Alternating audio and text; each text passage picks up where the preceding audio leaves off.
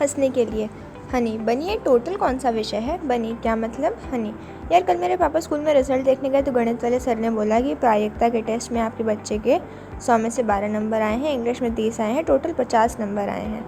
बनी, फिर तेरे पापा ने क्या कहा? हनी, उन्होंने कह दिया कि टोटल में अच्छे नंबर आए हैं। कौन है इसका अध्यापक? बनी हंसता हुआ बोला, अरे पागल, सारे विषय के नंबर का जोड़ टोटल होता है। नमस्ते बच्चों, कनेक्टेड में आपका स्वागत है। बच्चों, इस पाठ में हम भूमिका, प्रायिकता, एक प्रायोगिक दृष्टिकोण, क्रियाकलाप, उदाहरण इत्यादि चीज़ें देखेंगे। पहले इसकी भूमिका के बारे में पढ़ेंगे। हमें अपने दैनिक जीवन में इस प्रकार के कथन सुनने को मिलते हैं। संभवतः आज वर्षा होगी, मुझे संदेह है कि इस परीक्षा में वह उत्तीर्ण होगा। वार्षिक परीक्षा में कविता के प्रथम आने की संभावना सबसे अधिक है। डीजल की कीमत बढ़ने का संयोग काफ़ी अधिक है। आज के मैच में भारत के टॉस जीतने का संयोग 50-50 है। ऊपर के कथनों में प्रयुक्त संभवतः, संदेह, संयोग आदि शब्दों में अनिश्चित की भावना बनी रहती है। उदाहरण के लिए, एक में संभवतः वर्षा होगी का अर्थ है कि वर्षा हो भी सकती है और नहीं भी हो सकती है। वर्षा होने की प्रागुक्ति, प्रेडिक्शन, हम अपने उन पिछले अनुभवों से करते हैं जबकि इसी प्रकार की अवस्थाओं के होने पर वर्षा हुई थी। इसी प्रकार की प्रागुक्तियाँ 2 से 5 तक की स्थितियों के संबंध में भी की जाती हैं। अनेक स्थितियों में प्रायिकता, प्रोबेबिलिटी की सहायता से संभवतः आदि जैसी अनिश्चितता का संख्यात्मक रूप में मापन किया जा सकता है। यद्यपि प्रायिकता की व्युत्पत्ति जुए के खेल से हुई थी, फिर भी इसका व्यापक प्रयोग भौतिक विज्ञान, वाणिज्य, जैविक विज्ञान, आयुर्विज्ञान, मौसम का पूर्व अनुमान आदि क्षेत्रों में हो रहा है। अब हम पढ़ेंगे प्रायिकता, एक प्रायोगिक दृष्टिकोण। पिछली कक्षाओं में आप प्रायिकता का अभ्यास कुछ प्रयोग जैसे सिक्के उछालना, पासा फेंकना आदि में कर चुके हैं और उनके परिणाम, आउटकम देख चुके हैं। अब आप देखेंगे कि एक प्रयोग में एक विशेष परिणाम के घटने का संयोग, चांस, किस प्रकार मापा जाता है। अब हम क्रियाकलाप 1 करेंगे। बच्चों, एक सिक्का लीजिए, उसे 10 बार उछालिए और देखिए कि कितनी बार चित आता है और कितनी बार पट आता है। आप अपने प्रेक्षणों को आगे आने वाली सारणी के रूप में लिखिए। नीचे दिए गए भिन्नों के मान लिखिए। सिक्के को 20 बार उछालिए और ऊपर की भांति आप अपने प्रेक्षण लिख लीजिए। प्रेक्षणों के इस संग्रह के लिए ऊपर दिए गए भिन्नों के मान पुनः ज्ञात कीजिए। सिक्के को और अधिक बार उछालकर इस प्रयोग को पुनः कीजिए और चित्रपट आने की संख्या लिख लीजिए। इसके बाद संगत भिन्नों के मान ज्ञात कीजिए। आप देखेंगे कि आप जैसे जैसे सिक्का उछालने की संख्या बढ़ाते जाएंगे उतना ही भिन्नों का मान 0.5 के निकट होता जाएगा। ये देखने के लिए कि सिक्के को अधिक से अधिक उछालने पर क्या होता है, निम्नलिखित सामूहिक क्रियाकलाप भी किया जा सकता है। अब हम क्रियाकलाप 2 करेंगे। कक्षा को 2 या 3 विद्यार्थियों के वर्गों में बांट दीजिए। मान लीजिए प्रत्येक वर्ग का एक विद्यार्थी सिक्के को 15 बार उछालता है। प्रत्येक वर्ग के अन्य विद्यार्थी को चाहिए कि वह चित और पट आने के प्रेक्षणों को लिखता जाए। ध्यान दीजिए कि सभी वर्गों को समान मूल्य के सिक्कों का ही प्रयोग करना चाहिए। सिक्कों को उछालते समय ऐसा प्रतीत होना चाहिए कि सभी वर्गों द्वारा केवल एक ही सिक्का उछाला जा रहा है। अब श्याम पट्ट पर सारणी 15.2 की भांति एक सारणी बनाइए। पहले वर्ग 1 अपना प्रेक्षण लिख सकता है और परिणामी भिन्नों का परिकलन कर सकता है। इसके बाद वर्ग 2 अपना प्रेक्षण लिख सकता है, परंतु उसे भिन्नों का परिकलन वर्ग 1 और वर्ग 2 के संयोजित आंकड़ों के लिए करना होगा। और इसी प्रकार इस प्रक्रिया को आगे बढ़ाते जाइए। हम इन भिन्नों को संचयी भिन्न, क्यूमुलेटिव फ्रैक्शंस कह सकते हैं। हमने कक्षा के विद्यार्थियों द्वारा किए गए प्रेक्षणों के आधार पर सारणी में प्रथम 3 पंक्तियां लिखी हैं। इस सारणी में आप क्या देखते हैं? आप देखते हैं कि सिक्के के उछालने की संख्या में वृद्धि होने पर स्तंभ 4 और 5 के भिन्नों के मान 0.5 के और निकट होते जाते हैं। अब हम क्रियाकलाप 3 करेंगे। एक पासे को 20 बार फेंकिए और पासे पर जो संख्या जैसे 1, 2, 3, 4, 5, 6 जितनी बार आती है उसे लिखते जाइए। अपने प्रेक्षणों को सारणी में लिखिए जैसा कि सारणी 15.3 में दिया गया है। पासा एक संतुलित घन होता है जिसमें 6 फलक होते हैं जिन पर 1 से 6 तक की संख्या अंकित होती है। एक फलक पर केवल एक संख्या अंकित होती है। कभी कभी फलकों पर संख्या के स्थान पर उतने ही बिंदु बने होते हैं। निम्नलिखित भिन्नों के मान ज्ञात कीजिए। अब पासे को 40 बार फेंकिए, प्रेक्षणों को लिख लीजिए और एक की भांति भिन्नों को परिकलित कीजिए। आप देखेंगे कि पासे के फेंकने की संख्या में वृद्धि होने के साथ साथ 1 और 2 में परिकलित किए गए प्रत्येक भिन्न का मान 1/6 के और निकट आता जाता है। इसे देखने के लिए आप एक सामूहिक क्रियाकलाप उसी प्रकार कर सकते हैं जिस प्रकार आपने क्रियाकलाप 2 में किया है। आप अपनी कक्षा के विद्यार्थियों को छोटे छोटे वर्गों में बांट दीजिए। प्रत्येक वर्ग के एक विद्यार्थी को एक पासा 10 बार फेंकने के लिए कहिए। प्रेक्षणों को लिख लीजिए और संचयी भिन्न परिकलित कर लीजिए। संख्या 1 के लिए भिन्नों के मान सारणी 15.5 में लिखे जा सकते हैं। इस सारणी में ही दूसरी संख्याओं से संबंधित भिन्नों को भी लिखा जा सकता है या अन्य संख्याओं के लिए इसी प्रकार की अन्य सारणियाँ भी बनाई जा सकती हैं।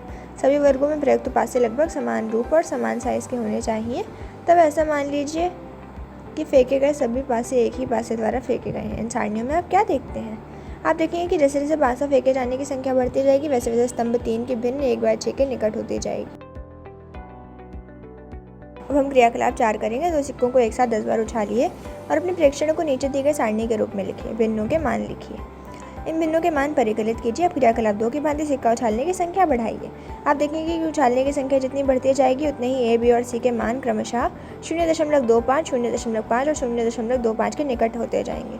क्रियाकलाप 1 में सिक्के की प्रत्येक उछाल को एक अभिप्रयोग ट्रायल कहा जाता है। इसी प्रकार क्रियाकलाप 3 में पासे की प्रत्येक फेंक को एक अभिप्रयोग कहा जाता है तथा क्रियाकलाप 4 में 2 सिक्कों को एक साथ उछालने के प्रत्येक उछाल को भी एक अभिप्रयोग कहा जाता है। अतः अभिप्रयोग एक क्रिया है जिससे एक और या अधिक परिणाम प्राप्त होते हैं। क्रियाकलाप 1 में संभव परिणाम चित्त और पट थे, जबकि क्रियाकलाप 3 में संभव परिणाम 1 से 6 थे। क्रियाकलाप 1 में एक विशेष उछाल पर एक चित्त का आना परिणाम चित्त वाली एक घटना इवेंट है। इसी प्रकार एक पट का आना परिणाम पट वाली एक घटना है। क्रियाकलाप 2 में एक विशेष संख्या, मान लीजिए 1 का आना परिणाम 1 वाली एक घटना है। यदि हमारा प्रयोग पासा फेंकने पर एक सम संख्या प्राप्त करना हो तो घटना में 3 परिणाम 2, 4 और 6 होंगे। अतः एक प्रयोग में घटना प्रयोग के कुछ परिणामों का संग्रह होती है। उच्च कक्षाओं में आप घटना की औपचारिक परिभाषा का अध्ययन करेंगे। अतः क्या अब आप ये बता सकते हैं कि क्रियाकलाप 4 में घटनाएं कौन कौन सी हैं? इस पृष्ठभूमि के साथ आइए हम देखेंगे कि प्रायिकता क्या होती है। अपने अभिप्रयोगों के परिणामों को सीधे देखने पर हम प्रायोगिक, एक्सपेरिमेंटल या अनुभाविक एम्पिरिकल प्रायिकता प्राप्त करते हैं। मान लीजिए अभिप्रयोगों की कुल संख्या 1 है। घटना ई के घटने की अनुभाविक प्रायिकता एम्पिरिकल प्रोबेबिलिटी निम्न से परिभाषित है। PE = अभिप्रयोगों की संख्या जिनमें घटना घटी है बाय अभिप्रयोगों की कुल घटना। बच्चों, इस अध्याय में हम अनुभाविक प्रायिकता ज्ञात करेंगे तथा सुविधा के लिए अनुभाविक प्रायिकता के स्थान पर केवल प्रायिकता का प्रयोग करेंगे। आइए हम कुछ उदाहरण लें। पहले हम क्रियाकलाप 2 पर वापस आ जाएं और सारणी 15.2 लें। इस सारणी के स्तंभ 4 में ये वह भिन्न क्या है जिसे आपने परिकलित किया है? जो परिकलित किया है वह और कुछ नहीं है अपितु चित्त प्राप्त करने की अनुभाविक प्रायिकता है। ध्यान दीजिए कि अभिप्रयोगों की संख्या और इन अभिप्रयोगों में चित्त आने की संख्या के अनुसार प्रायिकता में परिवर्तन होता रहता है। इसी प्रकार पट आने की अनुभाविक प्रायिकता सारणी 15.2 के स्तंभ 5 में प्राप्त की गई है। प्रारंभ में ये 12/15 है, इसके बाद 2/3 है और फिर 28/45 है और फिर आदि। अतः अनुभाविक प्रायिकता किए गए अभिप्रयोगों की संख्या और इन अभिप्रयोगों में प्राप्त हुई परिणामों की संख्या पर निर्भर करती है। अब हम क्रियाकलाप 5 पढ़ेंगे। बच्चों, आगे अध्ययन करने से पहले उन सारणियों को देखें जिन्हें आपने क्रियाकलाप 3 करते समय बनाया था। एक पासे को अनेक बार फेंकने पर 3 के आने की प्रायिकताएं ज्ञात कीजिए। साथ ही ये भी दिखाइए कि अभिप्रयोगों की संख्या बढ़ाने पर इसमें किस प्रकार परिवर्तन होता है। बच्चों, हम कुछ उदाहरण देखते हैं। पहले हम उदाहरण 1 देखेंगे। एक सिक्के को 1000 बार उछालने पर निम्नलिखित बारंबारताएं प्राप्त होती हैं। चित्त 455, पट 545। प्रत्येक घटना की प्रायिकता अभिकलित कीजिए। हल निम्नलिखित है। अब हम उदाहरण 2 देखेंगे। 2 सिक्कों को एक साथ 500 बार उछालने पर हम ये प्राप्त करते हैं। 2 चित्त 105 बार, 1 चित्त 275 बार, कोई भी चित्त नहीं 120 बार। इसमें से प्रत्येक घटना की प्रायिकता ज्ञात कीजिए। हल निम्नलिखित है। बच्चों, हम उदाहरण 3 देखेंगे। एक पासे को 1000 बार फेंकने पर प्राप्त परिणामों 1, 2, 3, 4, 5 और 6 की बारंबारताएं सारणी 15.6 में दी गई हैं। प्रत्येक परिणाम के प्राप्त होने की प्रायिकता ज्ञात कीजिए। हल निम्नलिखित है। साथ ही ये भी देखिए कि प्रत्येक घटना की प्रायिकता 0 और 1 के बीच होती है। सभी प्रायिकताओं का योगफल 1 होता है। E1, E2 से लेकर E6 में एक अभिप्रयोग के सभी संभव परिणाम आ जाते हैं। बच्चों, अब हम उदाहरण 4 देखेंगे। एक टेलीफोन निर्देशिका के एक पृष्ठ पर 200 टेलीफोन नंबर है। उनके इकाई स्थान वाले अंक का बारंबारता बंटन। उदाहरण के लिए संख्या 25, 82, 85, 73 में इकाई के स्थान पर अंक 3 है। सारणी 15.5 में दिया गया है। पृष्ठ को देखे बिना इन संख्याओं में से किसी एक संख्या पर अपनी पेंसिल रख दीजिए, अर्थात संख्या को यदृच्छा चुना गया है। इकाई के स्थान पर अंक 6 के होने की प्रायिकता क्या होगी? हल निम्नलिखित है। बच्चों, अब हम उदाहरण 5 देखेंगे। एक मौसम केंद्र के रिकॉर्ड को देखने से पता चलता है कि पिछले 250 क्रमागत दिनों में किए गए मौसम पूर्वानुमानों में से 175 बार उनके पूर्वानुमान सही रहे हैं। एक दिए हुए दिन पर पूर्वानुमान के सही होने की प्रायिकता क्या होगी? दिए हुए दिन पर पूर्वानुमान के सही ना होने की प्रायिकता क्या होगी? हल दिया गया है। बच्चों, हम उदाहरण 6 देखेंगे। टायर बनाने वाली एक कंपनी तय की गई उन दूरियों का एक रिकॉर्ड रखती है जिससे के पहले टायर को बदल देने की आवश्यकता। सारणी में 1000 स्थितियों के परिणाम दिखाए गए हैं। यदि आप इस कंपनी से एक टायर खरीदते हैं तो इस बात की प्रायिकता क्या होगी कि 4000 किलोमीटर की दूरी तय करने से पहले ही इसे बदलना आवश्यक होगा। 9000 किलोमीटर से भी अधिक दूरी चल सकती है। 4000 किलोमीटर और 14000 किलोमीटर के बीच की कोई दूरी तय करने के बाद इसे बदलना आवश्यक होगा क्या? हल दिया गया है।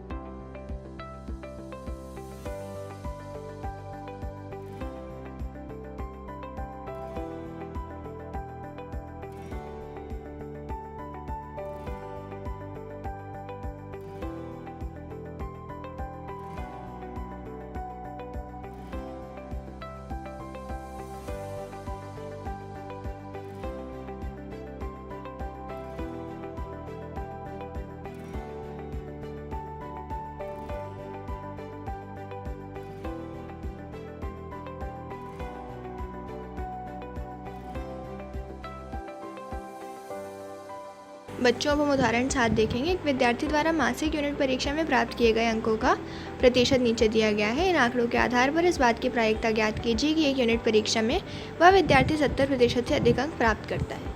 हल दिया गया है।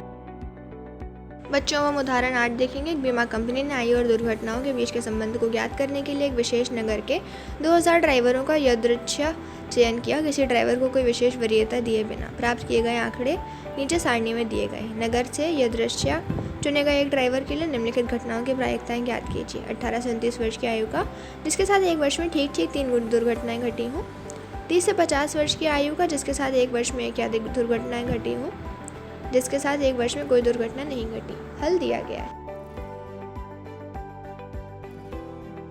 बच्चों हम उदाहरण 9 देखेंगे। बारंबारता बंटन सारणी लीजिए जिसमें एक कक्षा के 38 विद्यार्थियों के भार दिए गए हैं। इस बार बात की प्रायिकता ज्ञात कीजिए जिसमें कक्षा के एक विद्यार्थी का भार किलो में अंतराल 46 से 50 स्थित हो। इस संदर्भ में ऐसी 2 घटनाएं बताइए जिनमें एक ही प्रायिकता 0 हो और दूसरी की प्रायिकता 1 हो। हल दिया गया है। बच्चों हम उदाहरण 10 देखेंगे। बीजों के 5 थैलों में से प्रत्येक थैले से 50 बीज इच्छा अनुसार चुनकर उन्हें ऐसी अवस्थाओं में रखा गया जो अंकुरण के अनुकूल हैं। 20 दिन बाद प्रत्येक संग्रह से अंकुरित हुए बीजों की संख्या गिनकर नीचे दर्शाए अनुसार एक सारणी में लिखी गई। निम्नलिखित बीजों के अनुकरण की प्रायिकता क्या है? एक थैले में 40 से अधिक बीज, एक थैले में 39 बीज, एक थैले में 35 से अधिक बीज। हल दिया गया है।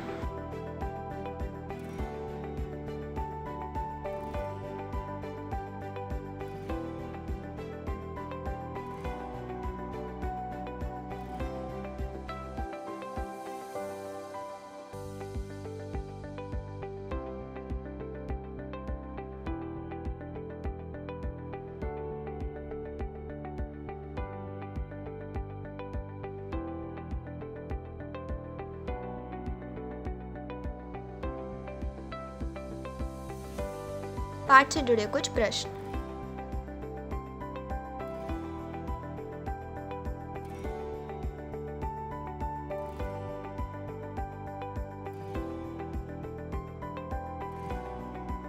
प्रश्नों के उत्तर इस प्रकार हैं।